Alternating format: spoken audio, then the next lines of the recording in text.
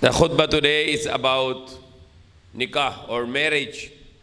Allah subhanahu wa ta'ala said in the name of Allah, the gracious, the merciful, O mankind, fear your Lord who created you from one soul. Yung mga tao, sabi na Allah, magtakot kayo sa Allah. Nalikha ninyo lahat sa isang tao lang, si Adam. Isang kaluluwa, yung kaluluwa ni Prophet Adam alayhis salam. And from his soul, he created his wife. From his soul, from Adam, he created his wife. And from them both, from Adam and Hawa, he created many men and many women. So the survival of our human being, how the human being can survive and they will not be finished, it's only the way of marriage. If Adam was not married to Hawa, we were not here in this world today. Yung kasal na yon, Prophet Adam at Hawa, asawa niya, yan na dahilan meron tayo marami na yun sa mundo. Kaya yung kasal, yung marriage, nikah, it is the way of survival of human being. Kung walang kasal, no human being, wala na tao sa mundo. Muslim in the world today, they are multiplying. Kaysa non-Muslim, yung sa Hindus or Buddhist or Christian, Hudyo, walang multiplication. Hindi marami sila kasal.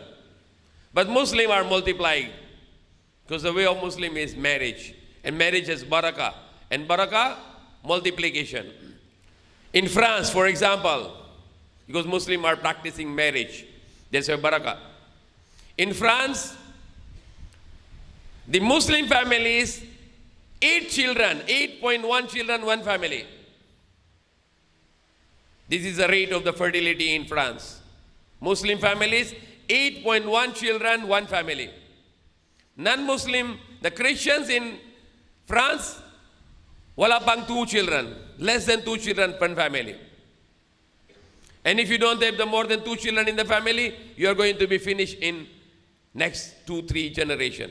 You'll be no more. Everywhere in the world, Muslims are multiplying because of the barakah of the marriage, nikah. Lahat ng mundo, yung mga Muslim, dahil sa mga Muslim na practice ng kasal, multiply ng mga Muslim. Yung mga non-Muslim, hindi multiply.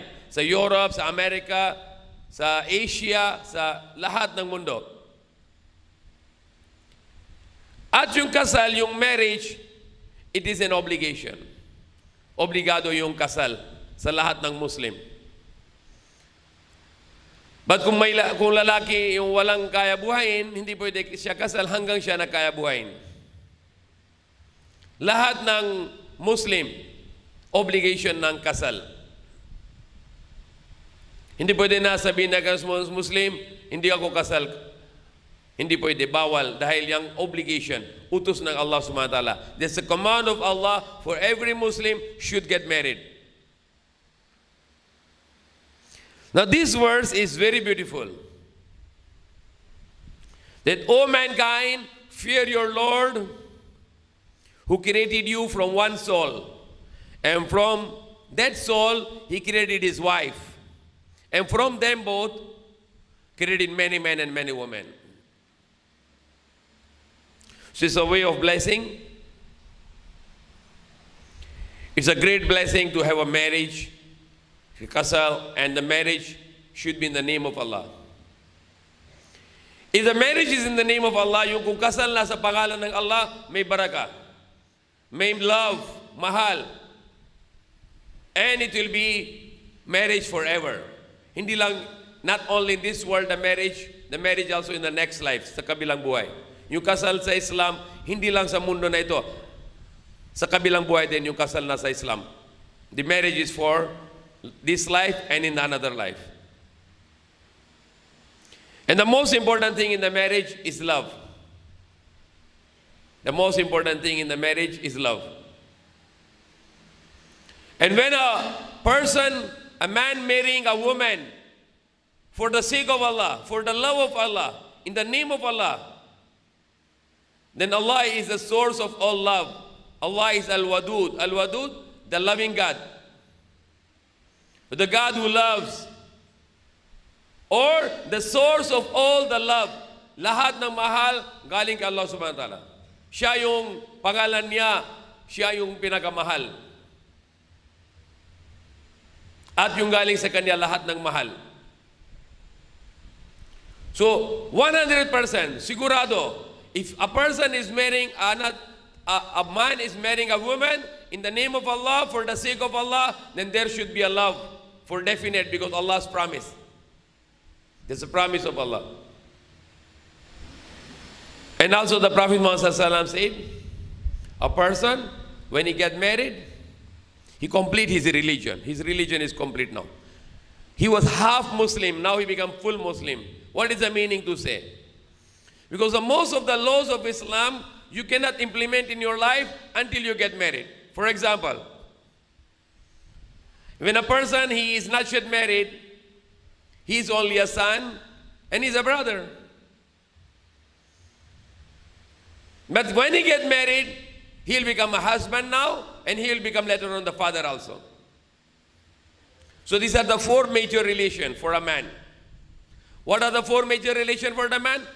He become a son when he born. When his brothers and sister born, he become the brother. So he has a two kind of rights between parents and son, and he has another right between brothers and sisters. But he cannot give the right to a wife, and he cannot give right to the children, because he has no wife and he has no children. So he has a two major relation is half. Only two he had. He can be a son and he can be a brother. But he cannot be a husband, he cannot be a father unless he get married. And this will imply to the whole life. Like he will get the in-laws, he will get the other relations through that. His brothers, his children will have also the uncles and aunties through him. So it will be multiplying the Islam. It will be multiplying the rules of Islam.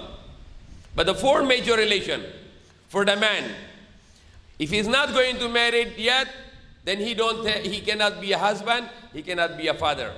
Same with a girl. When a girl before marrying, she can be a daughter and she can be a sister only.